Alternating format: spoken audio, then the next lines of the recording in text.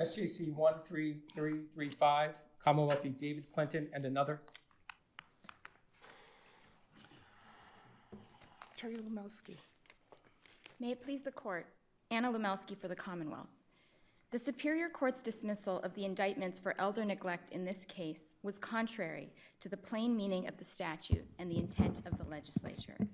The decision's improperly cramped interpretation of the term caretaker would immunize supervisors whose decisions affect the health of the elderly and the disabled, while employees who carry out those decisions remain subject to punishment under the statute. Moreover, the lower court's evaluation of the evidence is not consistent with the applicable evidentiary standard at this stage, which is probable cause, not reasonable doubt. In evaluating the dismissal of the indictments, this court considers the evidence in the light most favorable to the Commonwealth and determines whether there are sufficient facts to warrant a person of reasonable caution in believing that an offense has been committed. That standard was satisfied here. The Commonwealth established probable cause that the appellees were caretakers within the meaning of the statute. The appellees argue that— Okay, excuse me, may I interrupt? Can you hear me okay? Yes. This is Justice Cipher. I would like to just clarify one thing before you go further. You have dropped, you're not arguing anymore about subsection E, is that correct? That's correct, Your Honor. Okay, so that appeal is not, we have no appeal from that. Okay, thank you, go ahead.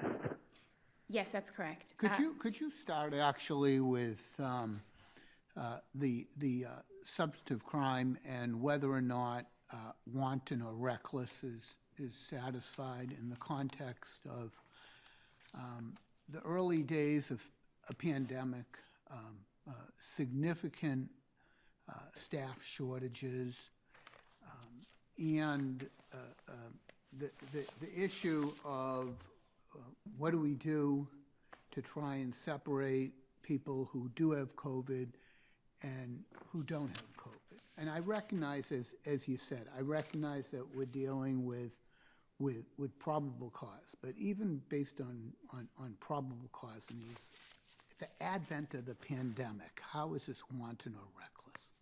Yes, Your Honor. So first, at this stage, the Commonwealth does not need to distinguish between negligence and wanton reckless conduct. This court said that in the Levesque case. So that's an important background point.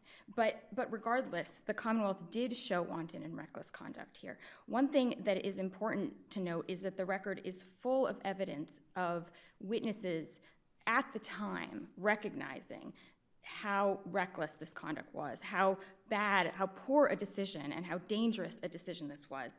There was, and those were witnesses both who had medical background and who didn't have medical background. There was, for example, a social worker who testified without medical background, who testified that when she heard about the idea of consolidating these two units, that she realized that that was a terrible idea and that she was concerned about the asymptomatic veterans, and that when she raised it, she was told it didn't matter because they'd all been exposed anyway, which is, of course, not a rationale that's at all concerned about resident veterans who were exposed but who were asymptomatic. And everyone, both appellees here, Mr. Walsh and Dr. Clinton, knew that there were asymptomatic veterans who were presumably negative within this group.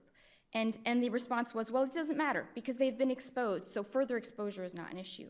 There was also a nurse's aide who testified that she was shocked. Can I ask you, what did you put forth to say that at that time further exposure really sort of met even the negligence standard?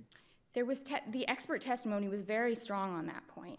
What specifically? So one of the experts testified that this type of situation was basically an incubator for COVID, that even though they had previously been exposed, further exposure increased the danger because you've doubled the density of the space. And so the chance that a particular asymptomatic veteran will encounter a person with COVID has essentially doubled because it's an incredibly cramped space, which wasn't the case before. Do you have to show causation? Well, so what the Commonwealth has to show is probable cause of a substantial likelihood of harm. So we don't have to show that any of these veterans contracted COVID as a result of being in this space. What we have to show is that there was a substantial likelihood of harm. And here, if you look at these 5 veterans, the named veterans here, all 5 of them were asymptomatic or primarily asymptomatic at the time of the consolidation. 2 of them were tested negative at the end of the consolidation. And what that shows is that they were negative at the beginning. So you had at least, possibly 5, but at least 2 of these veterans did not have COVID at the time when they entered this space. So the prior exposure here is essentially irrelevant, because at the time when they entered this space, they did not have COVID, and they were placed in an incredibly cramped situation. And cramped doesn't really give justice to what this was. If you look at the testimony of the witnesses, they describe bodies on top of bodies. They describe a war zone situation. They say that one of the family members said she felt like they were being treated like a barn full of animals, that it was a death trap, that it was mayhem, disarray, confusion, that the number of beds didn't match the number of outlets, so they couldn't plug in the beds. A nurse said that it was an image that she would never forget. But let's go back to exactly what you have to show, which was what Justice Gaziano was asking about. So there's a lot of testimony about increased risk. And what you need to show, tell me if I have this wrong, is that all this is creating an increased risk of a substantial likelihood of harm. Well, you have to show a substantial likelihood of harm, which I think is a risk. I think a likelihood is a risk. I think that those are essentially the same thing. So you have to show, yes, an increased risk of harm. I think that's an accurate way to describe the burden here. And when you have... don't you have to start with the wanton and reckless? I mean, it's a difficult statute read. It says, a person may be found to be character only if a reasonable person would believe that such person's failure to fulfill such... I'm trying to find the beginning of it, which talks about... sorry, and I apologize, but yeah. So whoever being a caretaker wantonly or recklessly commits or permits another to commit abuse, neglect, or mistreatment. So we got to start with the wanton or recklessly permits neglect, right? Essentially, is that what we're dealing with here? Right. And neglect is separately defined as the failure to provide treatment or services necessary to maintain health and safety, which either harms or creates a substantial likelihood of harm. So that's the language that the... But we need at least reckless, right? That's correct. As I mentioned, at this stage, however, negligence is enough. Or at least, and that's not... But you keep saying that, but I just want to make sure I understand that, because you recklessly permit neglect. That's a weird statute, right? That's a hard concept to get your arms around. Well, so recklessness requires knowledge of the conduct, not necessarily of the result. And if a reasonable person would realize the situation would cause harm, then that is sufficient. Now you've got me confused. Wanton and reckless is the mens rea, correct? Yes. And wanton and reckless, as we know from our case law, is different in kind than negligence. Correct. Certainly correct. Okay, so maybe you misspoke. I think you were about to correct yourself. Exactly. Okay. I apologize. What I meant was that at this stage, if the Commonwealth has put forward sufficient evidence that is raised to the level of negligence, it is at the trial stage that the fact finder would distinguish between between negligence and recklessness. At this stage, the task of the Commonwealth is just to produce probable cause to believe that these things happened, correct? Yes. And certainly there's no question that the Commonwealth has reached that standard. And as I mentioned, the expert testimony here is extremely strong. So what is the probable cause to believe that either defendant acted wantonly or recklessly in their actions? The evidence is that there's testimony from multiple experts as well as other witnesses that a reasonable person should have understood how dangerous this situation was. And there's also evidence that Dr. Clinton, Is the reasonable person a negligence standard, though? under recklessness, if a reasonable person would realize the situation, then that is adequate under recklessness. Can I load a couple more facts? And I don't mean to No, cut this. I'm done. Thank you. But, so again, we're dealing with a crisis. The nurses don't want to show up, the doctors don't, everyone's frightened of COVID. The two leaders of the organization, at least one of them requests help from the National Guard. The National Guard doesn't do anything. The thing that bothers me is that there's some offer from is it the Holyoke Medical Center?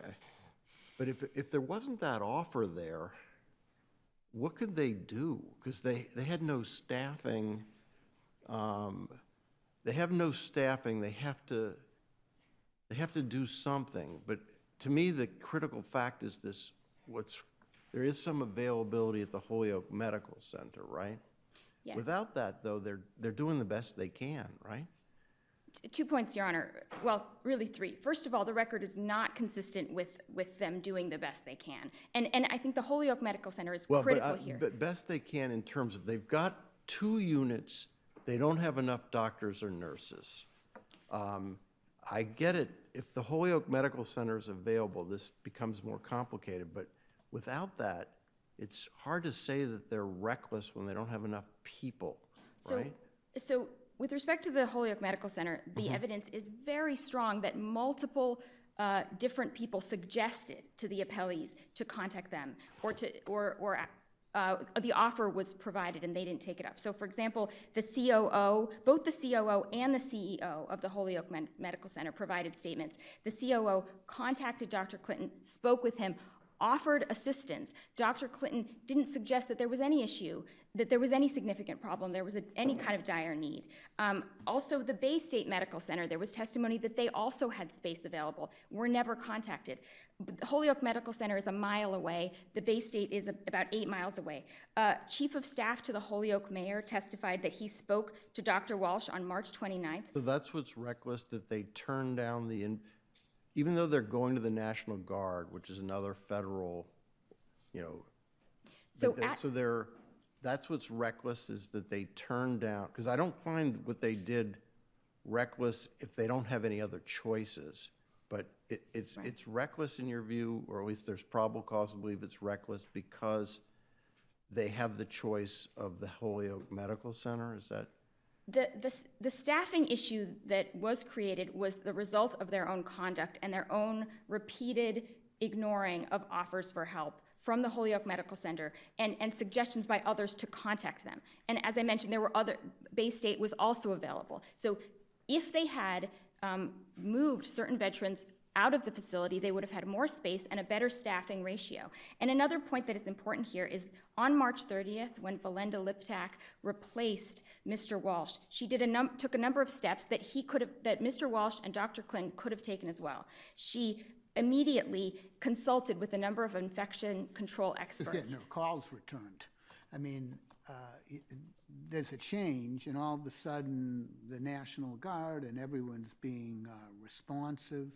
Sort of like a sea change, wasn't there? That's not accurate, Your Honor. The record is that there were multiple calls happening between these appellees, for example, and Were the calls getting returned from the Secretary of Veterans Affairs before the change? Yes, Mr. Walsh was having daily calls with the Secretary. I understand that, but I mean with results. But let me go back to something that you've said a number of times accurately from Commonwealth versus Levesque, which, as you know, is a 2002 case, quite a while ago, where there's the discussion about wanton or recklessness or negligence really being a jury issue as opposed to a McCarthy issue. Mm-hmm. Isn't there an assumption in Levesque, though, that in the light most favorable to the Commonwealth from the 4 corners of the grand jury minutes, that recklessness could be satisfied? Yes, and that goes to my question. So I think that answer is correct. It has to be yes. So if recklessness is not satisfied within the four corners of the grand jury minutes, then the matter should be dismissed and the Superior Court judge should be affirmed, right? If you had a situation where it was impossible on the record to satisfy recklessness, I think that's right, but that's not even close to the situation we have here. And I do want to emphasize that that Mr. Walsh was speaking to the Department of Veterans Services Secretary daily, and the Secretary said that he had no sense that there was any problem, that up until March 27th, the day that Mr. Walsh asked for National Guard support, he thought everything was fine. The impression that he was getting was that there was no problem, there was no staffing issue. And Dr. Clinton as well, when he spoke to the COO of the Holyoke Medical Center, the impression that the COO got was that there was no problem, that there was no, there may have been some staffing issues, but nothing that was dire. The Chief of Staff of the Department of Services spoke to Mr. Walsh on March 27th or shortly before that, suggested that he reached out to the Holyoke Medical Center. He didn't do that. There were repeated suggestions. There were repeated discussions. There were discussions with epidemiologists. And there was no sense from either of these appellees that there was any problem until the consolidation occurred. And just the last point about Valenda Liptak. As soon as she came in to the building, she consulted experts, she assessed, figured out where every veteran was, she immediately contacted all the local hospitals, she moved veterans outside of the facility. All of that could have been done by these appellees and was not done. Everybody else set? Okay, thank you very much. Thank you. Attorney Pyle.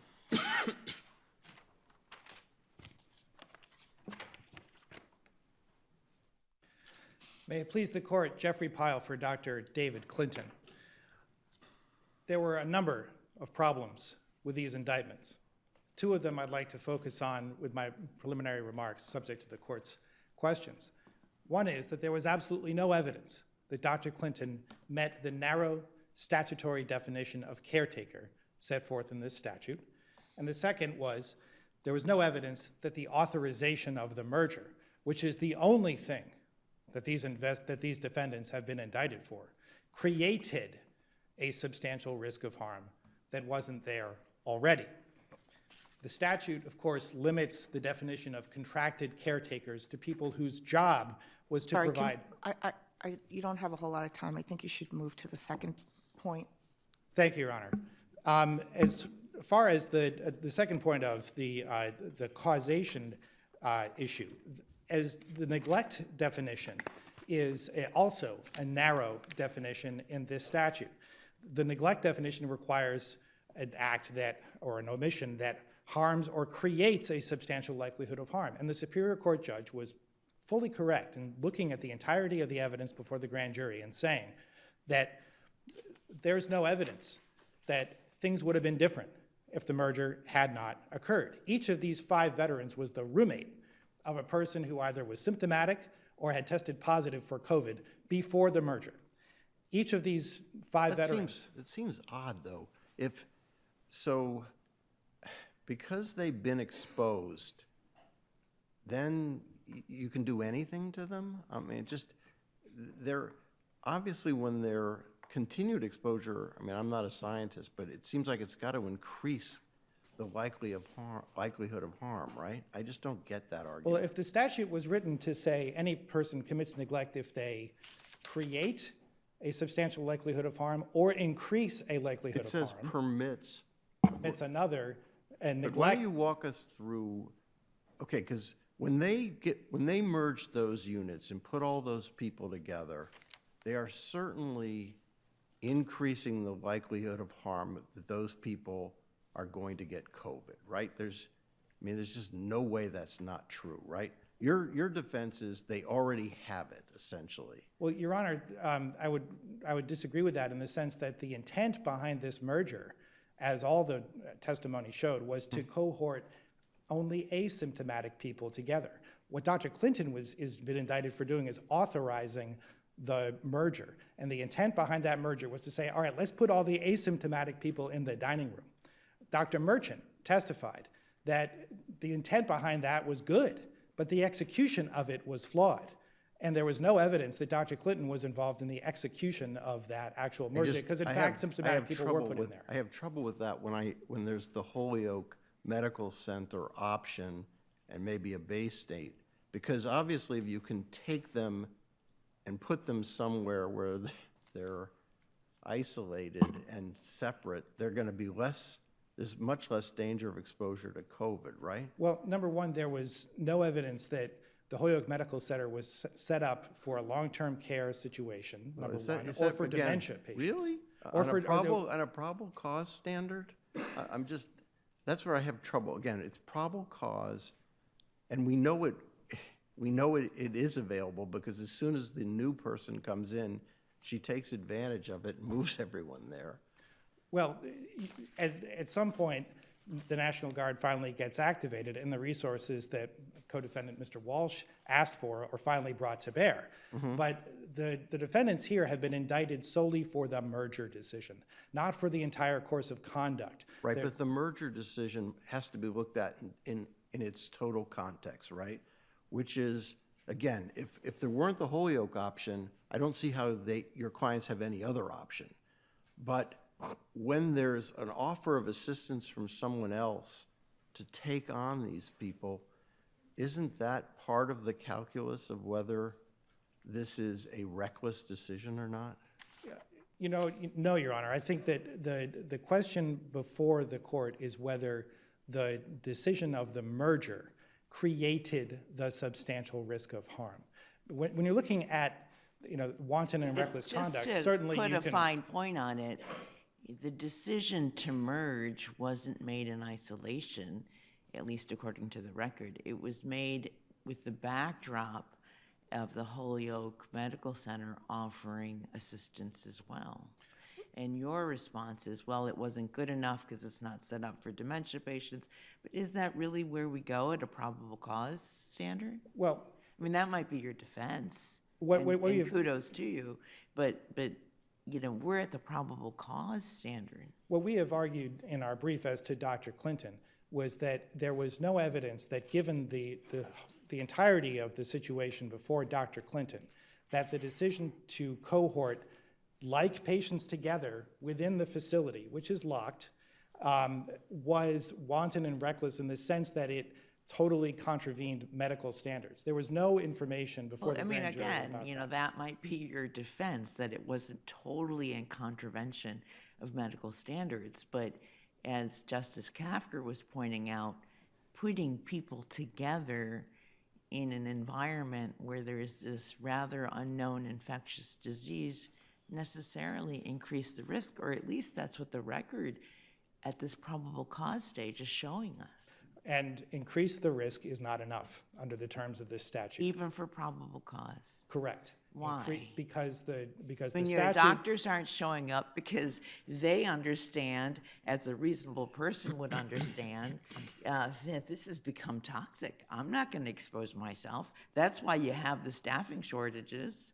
Well, we have to look at what the legislature had in mind when it created this statute.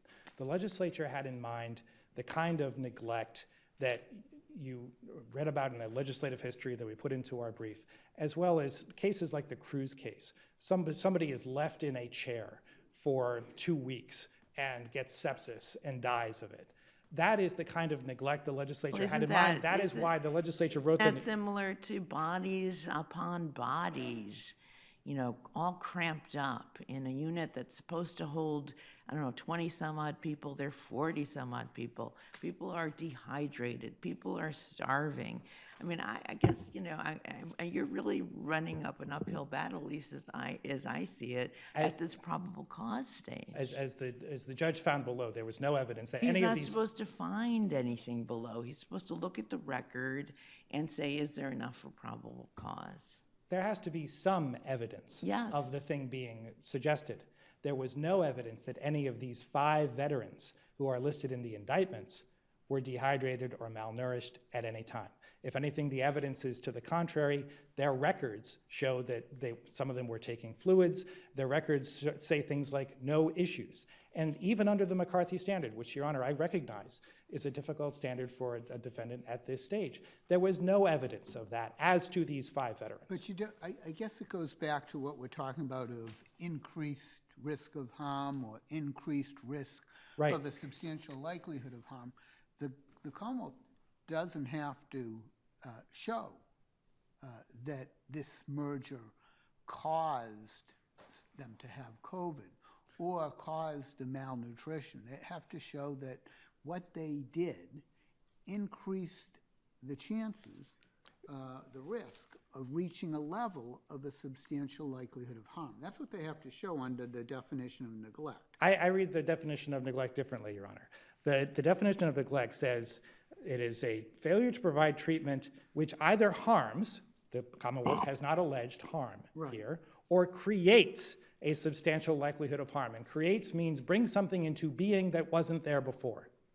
It doesn't mean increase. Create and increase are 2 different things. Yeah, but if the increase results in a risk of a substantial likelihood of harm that didn't exist before or is at a completely different level, then you have, it seems, the definition of neglect satisfied. So what the Commonwealth argues is that you could find that the cohorting brought a moderate risk and made it a substantial one, and that satisfies probable cause, right? That's what they argue. The trouble was that none of their experts, and there was no evidence that the risk to these veterans was moderate or insubstantial at the time of the cohorting. They each were a roommate of a person who tested positive. Can I push that a little bit? And I don't mean to, are you? Yeah. So, again, because I see your point. It says creates a substantial likelihood of harm, right? But again, they have negative COVID tests, a couple of these people, or all 5 of them have negative COVID tests when they go into that unit, right? Some of them were tested maybe close in time to when they went into that. But again, I'm looking at the results came in later. I'm looking at a probable cause standard. So I have people with a negative COVID test when they go into that consolidated unit. Is there probable cause to believe that consolidating people with a negative COVID test creates a substantial likelihood of harm? That's all they have to show, right? No, because all the experts said that they were still in the incubation period from when they were exposed by their roommates, when they were later tested positive. And they all said, none of them said, you can draw any causal connection between the merger and COVID. All they said was, it may increase the risk, but that gets to what the legislature intended. There are many things in a hospital environment that may increase a risk of a substantial harm. Everything from a doctor not washing their hands properly to a surgeon not getting enough sleep before an operation. Those kinds of things can increase a risk. But the legislature had in mind something narrower. Neglect that itself creates the risk, creates. And that's the point we want to make on this question of neglect, is that the judge correctly found, looking at the whole slew of evidence here, that substantial likelihood existed before the merger. And it would just be speculation or a mere suspicion to say that the merger created a substantial risk, when that risk was already present. Nobody who was around at that time, in March of 2020, would have thought that people in a nursing home environment had an insubstantial risk of catching COVID. Everybody knew at that time that that risk was substantial at that moment, regardless of how the homes were run. The question is, did the merger create the risk? Thank you. And we say it did not. Very good. Thank you so much. Okay, Attorney Bennett.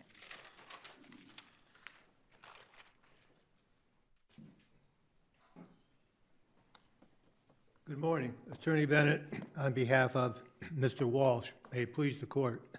There was no offer from the Holyoke Medical Center to take in these persons. Better be careful with that, because you're drawing a fine distinction, but I want to make sure we fully understand that point here, because, Yes. Again, I haven't read the whole record yet, but. If I could explain that. Yeah, okay, just be very precise when you make that point, okay?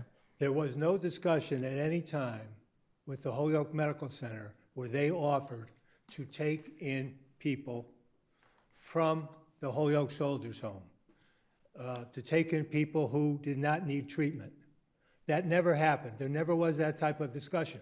What was said by the person from the Holyoke Medical Center to your client and to your co-defendant's client? Nobody said anything to my client, but the background is this, Your Honor. Well, hold it. Is that because he didn't return the phone call, or again, be precise? What was said? Why don't you say factually what was said back and forth, and then we can make some I determination. believe it was March 24th. I'm not. The Holyoke Soldiers Home had sent 2 veterans to the Holyoke Medical Center to be treated for COVID. They got a call from the Holyoke Medical Center. Dr. Clinton returned the call that morning, spoke to the individual from the Holyoke Medical Center. They wanted more information from the Holyoke Soldiers Home when they were sending people up to their emergency room so that they would help them better manage their emergency room. That was the nature of the discussion. So they didn't make any offer to take any people, again, because we're gonna go through the record, and that's a critical point. Please, go through the record. They never made that offer. They never made an offer saying that we have beds available for your people. Never. Never happened. In addition, Your Honor, on that day, of the 2 veterans that were sent to the Holyoke Medical Center, one of them, the family had arranged for that person to be admitted for treatment to the Holyoke Medical Center. The other individual had a do not resuscitate, and the Holyoke Medical Center did not admit him, sent him back to the Holyoke Soldiers Home. And this individual was in tough shape, and he died a couple of days later. And they said it was a DNR, and they could not treat him. They sent him back. I believe it's 39 of the 42 people that are in the merged unit had DNRs. So the idea that the Holyoke Medical Center was an option is not real. And when the... I'm confused by that. Because someone has a DNR, they can't go to the Holyoke Medical Center. Why is that? Well, it appears most likely that the Holyoke Medical Center did not want them in their emergency rooms. But they said, they told... A lot of people have DNRs, but they go to medical centers for treatment. I don't get it. That's what the Holyoke Medical Center said, Your Honor. The Holyoke It's not what I Medical said, it's Center what they says, said. the Holyoke Medical Center says that if someone has a DNR, we're not going to treat them? No, they said, with respect to this one particular veteran who was sick with COVID, who had been sent there to be admitted for treatment, that they declined to admit him because he had a DNR and they couldn't treat him. That's what they told the investigators.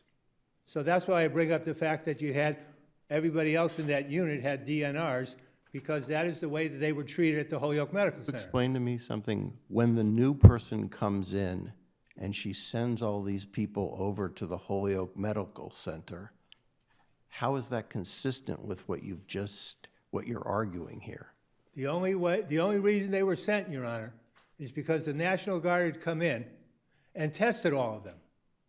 And so they had testing results before they sent any of them to the Holyoke Medical Center. If they had sent them to the Holyoke Medical Center where they had been exposed but not tested, that would have been creating a risk for everybody else. Why couldn't your clients have tested them and sent them over? Because that type of testing was not available before. They tested everybody, symptomatic and asymptomatic. That was not available till the National Guard came in. My client requested the National Guard to come in, but the state did not honor his request. And he requested they come in on Friday, and they didn't come in until after the new command team came in. When they requested the National Guard, they were there the very next day. So, Well, we're sort of hearing 2 different views, but it's what's in the 4 corners of the grand jury minutes. Because when we were talking about this with the Commonwealth, and I suggested that perhaps there was more responsiveness after there was a change, the response was no. I realized that there was communication with the Secretary of Veterans Affairs beforehand, but again, with a level of precision, and this is really important because there's a staffing shortage, it's at the beginning of the pandemic, there's limited resources, something needs to be done. And whether there's another option on the table or not is critically important. Yeah, I would agree with you, Your Honor, but that was not an option. As a matter of fact, it also needed special approval from the Executive Office of Health and Human Services to transfer anybody. And they got that. This was after the National Guard came in and you had everybody, now the new command team, they got that special approval. That was not on the table on Friday afternoon when they were trying to figure out what happened. It was not a real option. Not a real option at all. Your Honor, I see the time, and if I could just go to a different issue on the, it came up with respect to the substantial likelihood of harm and what that is all about. The Commonwealth, in its reply brief, asserted that the decision to consolidate the units increased the pre-existing risk to such an extent that it created a substantial likelihood of harm. So to succeed on this, the Commonwealth must establish probable cause that the pre-existing likelihood of harm was not substantial. In other words, that the risk and the substantial likelihood of harm had not already been created. So with respect to that, Your Honor, the record would show that, in fact, the risk was quite substantial. On this very day, 7 veterans tested positive, and those results were made known. 15 other veterans became symptomatic. Of those 15 veterans who became symptomatic on that day, 3 of them died that very day. The 5 veterans who are named in the indictments were, on that day, commingled in their bedrooms with multiple veterans who were already infected. If no authorization had been given for the merger, those 5 veterans would have stayed commingled in their room with their already infected roommates. One of the reasons for the merger was to give the staff the opportunity to try to save those asymptomatic veterans from additional exposure. That was part of the... That gets back to what other options were on the table, though. It gets back to that. Well, Your Honor, the staff felt there are no other options. The chief nurse and all of her nursing staff got together. They couldn't come up with anything. If there were other options, and there certainly may have been, it was not obvious to them at that time, trying to figure it out at that time. The chief nurse and Mr. Walsh had... Can I ask you specifically, I'm looking at record transcript 3, page 16. Can you pull that up for me? This is Mr. Cameron. Who's Mr. Cameron? Mr. Cameron is the executive officer at the Holyoke Medical Center. Okay, so does Mr. Cameron recall Dr. Quinton saying Soldiers Home was in trouble regarding their staffing on this March 26th? No, Mr. Cameron doesn't recall. So on this March 26th call, which is the day before the consolidation, did Mr. Carl Cameron offer to help Soldiers Home on this call? Yes, he did. Mr. Cameron again reiterated to Dr. Quinton, what is this? Is this inaccurate? Is this not an offer of assistance? What is this? I don't know what that means by help in that statement there. Read this page and tell me what you're, because again, this is a critical factor. And I'm reading quickly through a transcript. Yes. I haven't had a chance to read all of it. But in our statement of facts, Your Honor. I don't care what your statement of fact is. I want to know what the record, this is a grand jury testimony, right? The record would show that there may have been a general offer, if you need anything, let us know. Okay, but that's different from what you just said 10 minutes ago, isn't it? No, I don't believe so, Your Honor. Mm-hmm. There was no offer, no discussion about transferring veterans who did not need treatment to be sent to the Holyoke Medical Center as an option so that they could do something with respect to this emergency that was going on. There was no such offer. There was no such discussion like that. Okay, again, I'm reading from this transcript. Mr. Cameron again reiterated to Dr. Quinton that if the Soldiers' Home needed help or they wanted to hospitalize veterans, Dr. Quinton should reach out to Mr. Cameron so that he could help manage the emergency room. That was talking about veterans who were sick and going to the emergency room. That's what they were talking about there. They were not talking about transferring people who were who did not need treatment at the time. That's what was going on there. That's why he called in the first place. They wanted information from the Holyoke Soldiers' Home about who you're sending up there so they could better prepare their emergency room. That's what that refers to.